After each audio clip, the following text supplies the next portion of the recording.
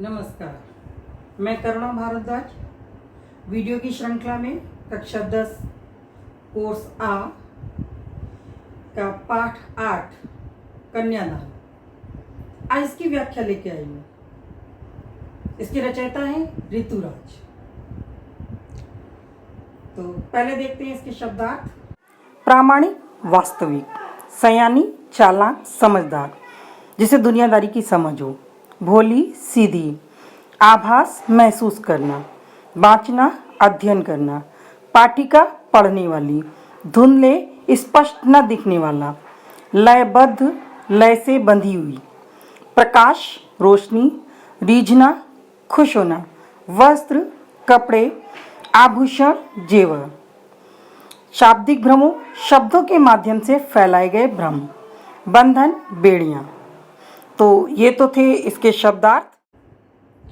कन्यादान, जैसा कि पाठ के नाम से ही समझ में आता है कि जब एक माता अपनी पुत्री का विवाह करती है तो वो अपनी कन्या का दान करती है। पाणी ग्रहण संस्कार जिसको बोलते हैं। एक माँ जब वो स्वयं बेटी होती है तब वो अपनी सारी बातें, सारे सुख दुख अपनी माँ से बोलती है।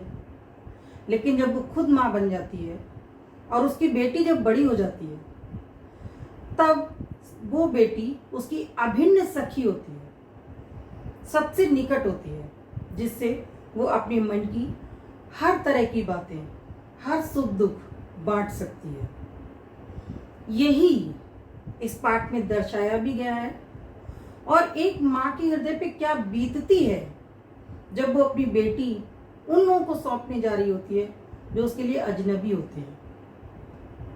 तो आइए पाठ की व्याख्या देखते हैं। कितना प्रामाणिक था उसका दुख, लड़की को दान में देते वक्त, जैसे वही उसकी अंतिम पूंजी हो।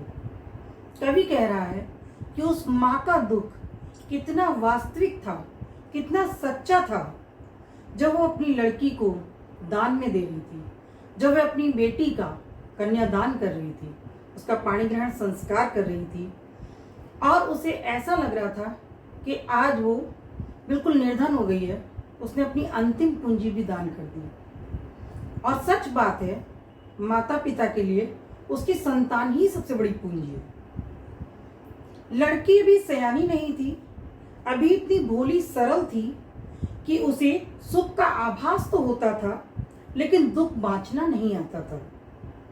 पाठिका थी वह धुंधले प्रकाश की, कुछ तुकों और कुछ लयबद्ध पंक्तियों की।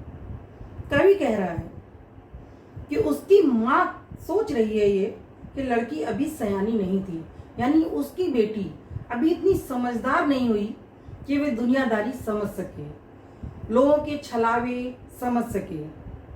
अभी इतनी भोली सरल थी, इतनी सीधी सादी थी कि उसे सुख का आभास तो होता था, उसे वैवाहिक सुख केवल दिखते थे। विवाह के बाद जो अच्छे अच्छे कपड़े मिलेंगे, गहने मिलेंगे, घूमने को मिलेगा, बहरहाल उसको एक उज्जवल पक्षी दिखता था, सुख का पक्षी दिखता था, लेकिन दुख बाँचना नहीं आता था। उसके बाद की जिम्मेदारियों से वह अनभिज्ञ थी, अनजान थी। पाठिका थी वह धुंधले प्रकाश की, कुछ अस्पष्ट सा पढ़ पाती थी कि हाँ ये भी जिम्मेदारियां आती हैं, लेकिन बहुत ज़्यादा नहीं। कुछ तुकों और कुछ लयबद्ध पंक्तियों की। कुछ उसने पंक्तियां सुरीली लय में पढ़ रखी थी। अब माँ उसको दुनियादारी की शिक्षा देती है। माँ ने कहा, पानी में झांक कर अपने चेहरे पर मत रीझना। आग रोटियां सेकने के लिए है, जलने के लिए नहीं। वस्त्र और आभूषण शाब्दिक भ्रमों की तरह बंधन है स्त्री जीवन के। अब माँ अपनी बेटी को केवल आदर्श नहीं सिखा रही, जीवन की वास्तविकताओं से परिचय करा रही है। माँ ये बता रही है कि ससुराल में जाओगी, सजोगी, संवरोगी तो सब तुम्हारे सौंदर्य की प्रशंसा करेंगे।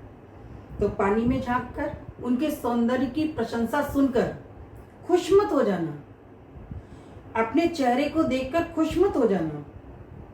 आग रोटियां सेकने के लिए है, अर्थात पारिवारिक दायित्व निभाना, जो घर की जिम्मेदारियां होती हैं उनको निभाना, जलने के लिए नहीं।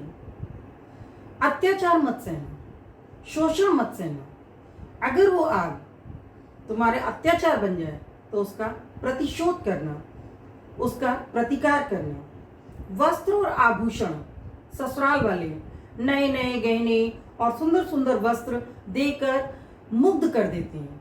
उस मुग्धता के बाद वो उसको दिन भर कोल्हू के बैल की तरह घर गृहस्थी के कामों में लगाए रहते हैं। तो माँ कह रही है कि ये स्त्री जीवन के बंधन है, इनके मोह पाश में मत फंस जाना। माँ ने कहा लड़की होना, पर लड़की जैसी दिखाई मत देना। कवि ने माँ के माध्यम से बहुत बड़ा संदेश दिया है कि लड़की हो तो होना, जो लड़कियों के स्वाभाविक गुण हैं, सरलता, कोमलता, इन गुणों को तो धारण करना, पर लड़की जैसी दिखाई मत देना। अर्थात दुनियादारी की समझ भी रखना, ताकि ये दुनिया तुमको बेवकूफ न बना सके, ताकि ये दुनिया तुम्हारा शोषण ना कर सके। लड़की जैसी असहाय, लाचार और निर्बल मत दिखाई देना। समाज की बुराइयों का, समाज के शोषण का विरोध भी करना। ये थी इस कविता की व्याख्या, और मुझे बड़े अच्छे अच्छे कमेंट्स प्राप्त हुए हैं बच्चों के द्वारा। इससे मैं बहुत आशान्वित भी हूं और उत्साहित भी हूं। अब आप लोगों को केवल 3 काम करने हैं।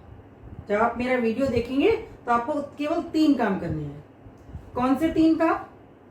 आप हमारे वीडियो को लाइक करेंगे, शेयर करेंगे और सब्सक्राइब करेंगे, और ये आप सब करेंगे, मुझे उम्मीद है। धन्यवाद।